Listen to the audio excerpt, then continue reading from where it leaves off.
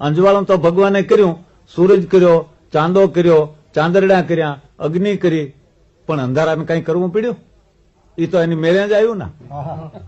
હારા ગુણ કરવા હાટું આપણે નિહાલ કરી અને મોટા મોટા આચાર્યો રાખી અને ગુરુકુળ કર્યા, પછી કોલેજો કરી અને એવું હારું હારું ભણાવવાનું કર્યું, પણ માણસને રિહાળવો થવાનું કઈ નિહાલ છે કે?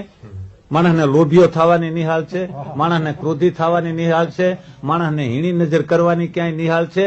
આ આસુરી પ્રકૃતિ જે છે એ તો એવી બળવાન છે આ દુનિયાની માલિકોર કે ભગવાન એની સામે ભગવાન જેવો, ભગવાન દુશ્મન જેવો ઉભો તો એનો નાશ ભગવાને શંખ ચક્ર ગદા પદ્મ એટલા 24 અવતાર ધારણ કર્યા આ આસુરી પ્રકૃતિનો નાશ કરવા હાટું.